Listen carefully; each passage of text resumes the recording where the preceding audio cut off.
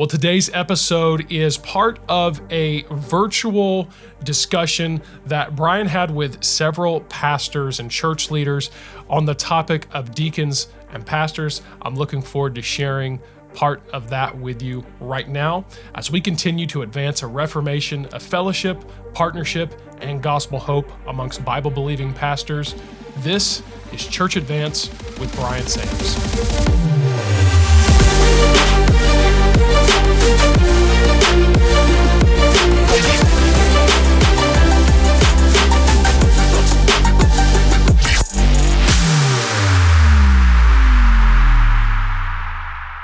Yeah, there are 4 areas. Let me give them to you in case you missed them. Buildings and grounds. That's a deacon responsibility. Number 2 is widow care. And by the way, I get a report on all these once a month in a 5-minute meeting after church. Actually, let me give you these 4 real quick. Let me back out of that because there's something else I want to say about that. So there's buildings and grounds, there's widow care, there's benevolence request. By the way, if you want your benevolence to change, if you want to stop having to talk to everybody that wants money from you, that I can fix that problem for you in 5 seconds. Create a system by which they have to come and they have to meet with the deacons on Sunday morning after church without exception, and you will stop getting calls.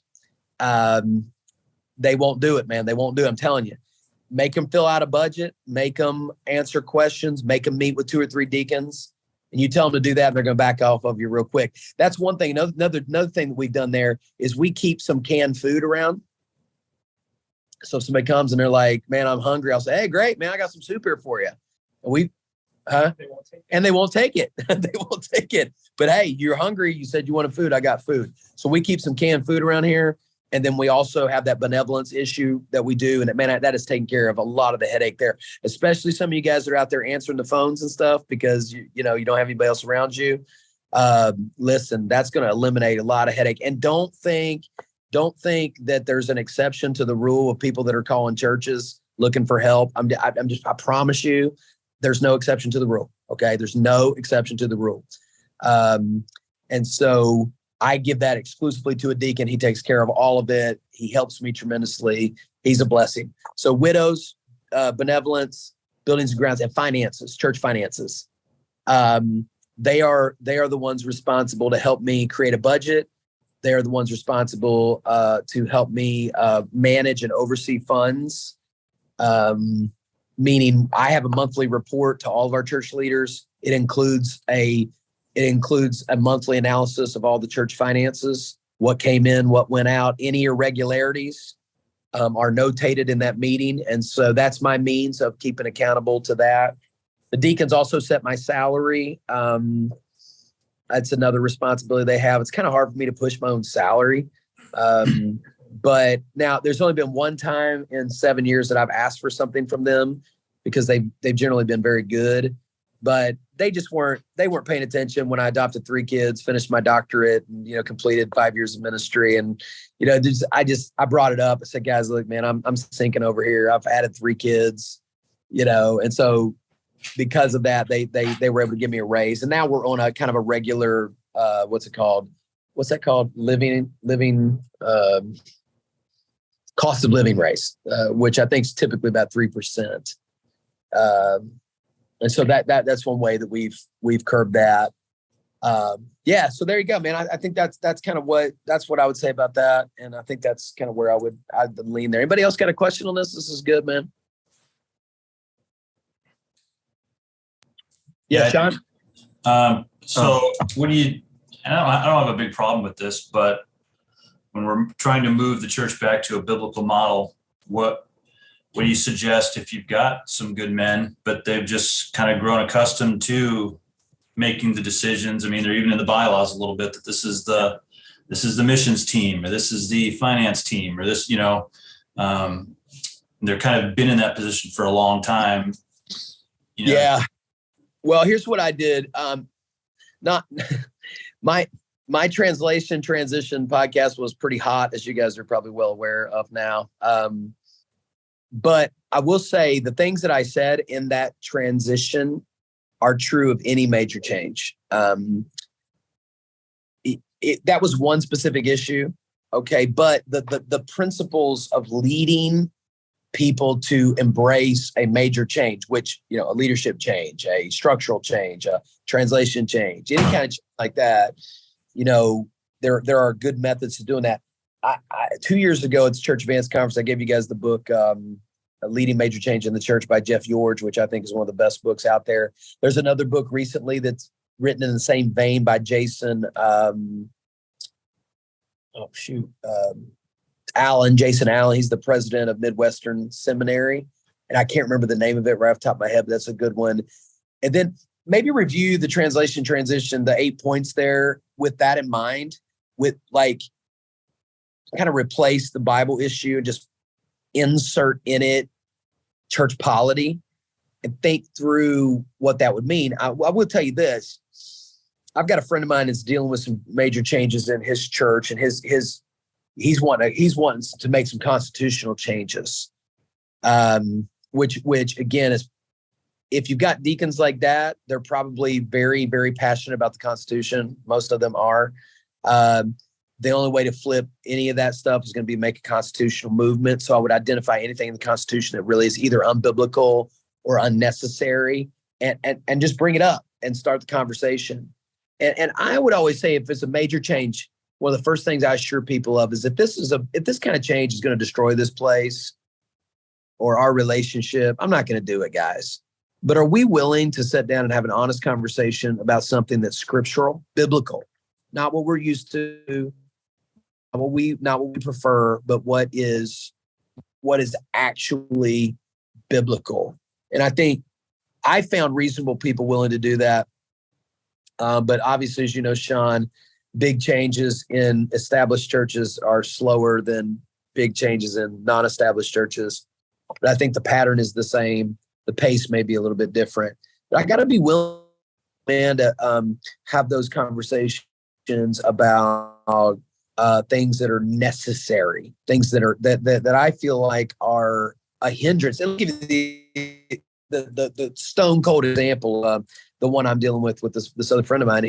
Sometimes he's on here. He wouldn't be embarrassed even if he was on here if I told you. But he has in his church constitution a very stringent church membership policy. It's unbelievable. It is the kinds of things you have to agree to be a member of that church are outrageous. Like I've never heard anything like it. And they're committed to it. His deacons are committed to it. But it's a hindrance. Some things are unbiblical. Some things are just a hindrance. And this is like keeping good people from joining his church. So he's in this thing trying to work this out. And he's making these proposals. And that's the same angle he's taking, guys. First of all, this isn't even scriptural. We've got something that we live by that's not biblical. And I think a good person, a reasonable person, will come to grips, I think, in time and patience with that underlying statement. We're living by something that's not scriptural. That's a tough pill to swallow for somebody that's trying to be, wants to be spiritually minded, and this sort of thing. And I think that can go a long way. So that's how I would start. Yeah, I got a couple minutes for a couple other ones here. I think I covered everything in the chat. Let me double check that real quick. See, man. Okay, good. Yeah. Great. I think we're good there, guys. All right, let me just deal with one more real quick, because I think they kind of blend together a little bit as it relates to your leadership. And I want to take about 5 more minutes here because I want to spend some time praying together and try to keep this tight for everybody's schedule. When you are trying to wrestle with pastoral philosophy and, obviously then pastoral responsibilities, here's your philosophy. This is what I'm supposed to be doing. This is what the Bible says. And here's my schedule. Okay, here's my schedule. What does that look like as it relates to what my priorities are supposed to be? And so this question, how do you employ proper balance in quality study, training times, personal time with people, visitation, counseling, etc.? That's a great question. Okay. So here's my thought process. And number one, I have to clearly define my responsibilities. Clearly define my responsibilities. What are my responsibilities? I've got to the point now where I cannot possibly have dinner with every single person that's coming through the doors of this church. I just can't. I used to try, but I realized I can't. Now I have to push that to small group. They're going to have to get fellowship and encouragement small group. My entrance with new people in the church is a new members class. That's the front porch of the church. That's where I'm sitting on the front porch like grandpa with a cup of coffee. Hey, come on in, let's talk. And then I'm going to I'm going to show you to the rooms in the house that you're going to want to be a part of. Okay. That's my front porch. I sit down and it's a relaxing atmosphere. It's a breakfast. It's coffee. Occasionally, it might lead to an additional meeting if I feel like there's another thing that needs to be talked about. In the last 2 months, we've welcomed multiple members in the church. We had 10 people in our class last Sunday. We already have another family committed for next. We do a new members class first Sunday of every month. And twice out of all of those people have I had a separate meeting with anybody else. And one was related to a missionary family who's coming to our church now, who were missionaries for like 12 years in Nicaragua. And we're getting ready to start a Spanish church. So I felt compelled to spend some extra time encouraging them about how I thought maybe God could use them to help us in our Spanish ministry. That was number one. The other one was, again, another ministry thing. A family's been visiting that the man's been in ministry for 20 years, 10 years as a student pastor and a children's pastor, 10 more years as a missionary. And now they're at River City. And I feel like he may become instrumental in our children's ministry. You see what I mean? That's like, those are that's a high level conversation. That's not just, hey, let's get to know you a little bit here.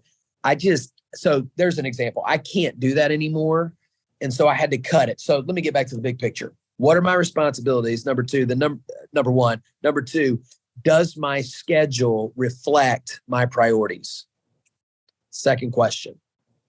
So my priorities are be an example to the flock, preach the word, train leaders, and lead the church spiritually, which is part of train leaders. So I look at my calendar and I look at my schedule and I ask it, does my schedule reflect this?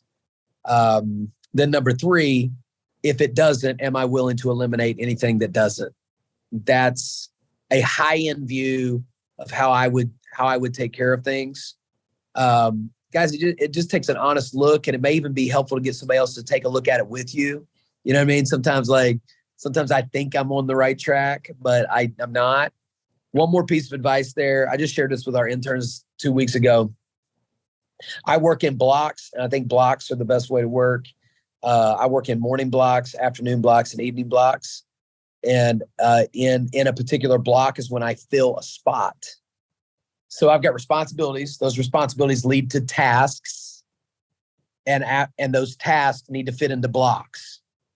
Okay, that's how I take a to-do list and put it into a calendar. So my number one block every week is preparing sermons. Every week, I know I've got to do it. I've got to spend at least 6 to 10 hours probably, sometimes closer to 6 or 7.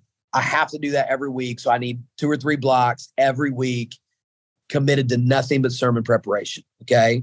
What goes into that block? Sunday morning, Bible studies, and leadership training. So I'm preparing content in those 3 boxes every time, and it never changes. If anybody ever asks me for a meeting, it's always either late morning, lunch, or afternoon, because I protect those morning times. I don't let anything interfere with those because it's a huge priority.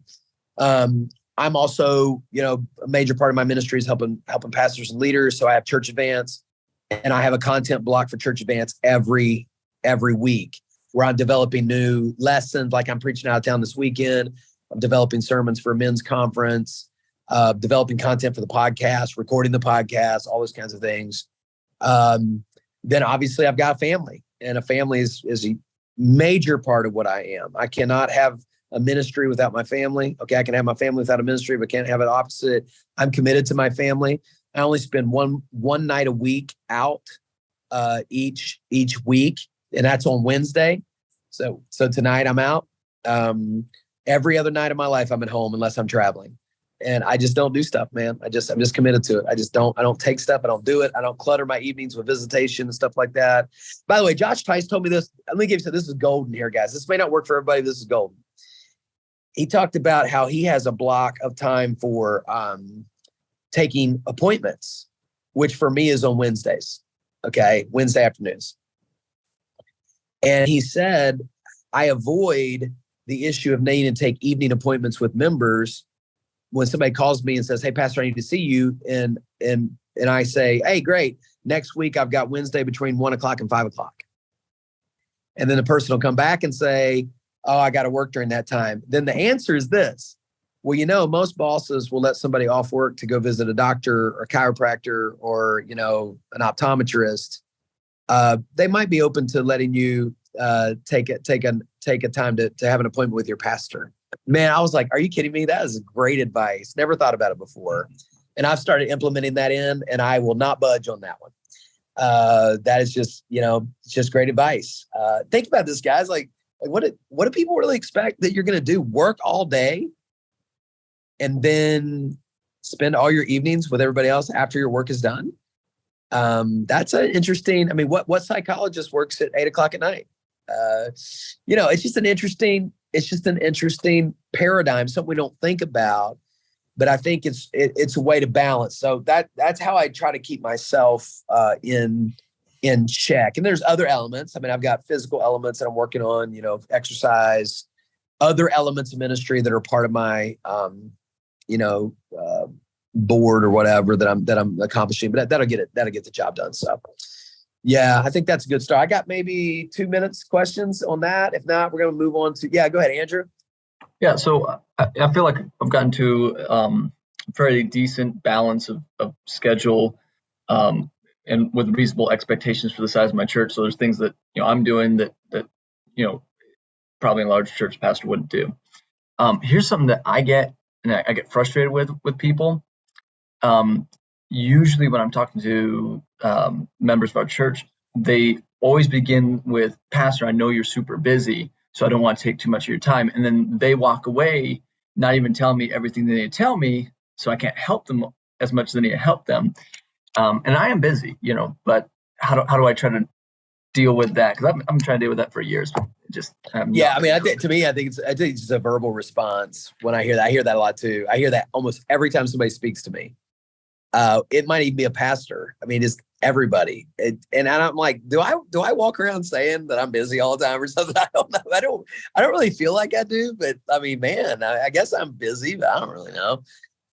So I will always just say, this is a great answer for me. I'm never too busy for you. Perfect. Okay. I'm never too busy for you. I'm never too busy for this conversation. I'm never too busy to help. Or another way to say it is, yeah, but you know what? This helping you is what I do. Helping you is my life, is my job.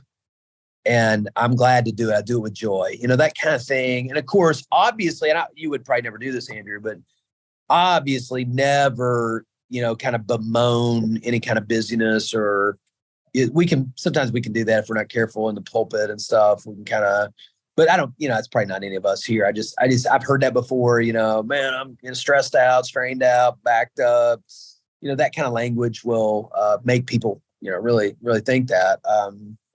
But yeah, I think just verbalizing it right on the spot, that another great thing I've found trying to help people on the spot is praying with people right on the spot whenever something's going on, not just saying I'm praying for you. I just don't do that because the fact is I probably won't. I probably will forget. Every time somebody shares a prayer request with me at my church, I pray with them at the church, on the spot, in the lobby, at the altar, whatever. I just made that a practice to show them that I'm stopping everything I'm doing right now to hear what you're saying as well as pray for you right here on the spot. I think that's been a good, healthy practice for me. And I live in a big city, man. People are busy. People want to come to church, and that's about all you're going to get out of them in a week because they're so busy. The traffic's bad and people are backed up. So I give Sunday everything I've got. I'm there early. I stay later than, most people, unless they're just kind of hanging around, playing. Stephen, that's a great comment. Checking on people through your phone. Is that all that comment was? Is there more to it? When driving. Is it when he's driving? Oh yeah, man, that's great. Make a list of people you want to check on, and then while you're driving, get your earbuds in and knock down those things. Excellent idea. By the way, we waste a lot of time, man, and I'm not trying to say anybody on this call is. I just say we generally as a society waste a lot of time in commute, in frankly checking things like social media and other things where we could be knocking out, ministering to people. And a lot of times, man, all you got to do is send a quick text message. I prayed for you this morning. How was your doctor's appointment? I did that today to somebody. Prayed for your doctor's appointment this morning. How did it go? It took me 5 seconds. 5 seconds. And that person knows I prayed for them, I care for them, and I'm their pastor, and that's all they need to know. You know what I mean? You can save yourself so much by doing that, man. Don't overlook that. Be intentional about that. Pray for people. I've made it a practice for a long time to, as I'm praying through my church list each week, I'll just send 1 or 2 text messages a day. Hey, I pray for your family today. That's all I need to say. They know I'm thinking about them, and you just really stay connected with people that way. But yeah, if you can handle phone calls on commutes, man, that's a huge way to save a lot of time in your life there. Lord bless you guys, man, and take care, and we'll talk soon, okay? Hey, thanks again for joining us for this episode. We do hope that you will subscribe to our YouTube channel, that you'll follow us on Apple Podcasts, Spotify, and wherever you may listen to podcasts. And if you really enjoy the content, then please take a moment to leave us a 5-star review and share this podcast with your fellow pastors and church leaders. This podcast is hosted by Bryan Sams. It's produced by myself, Luke Clayton, and my team at mustincrease.com.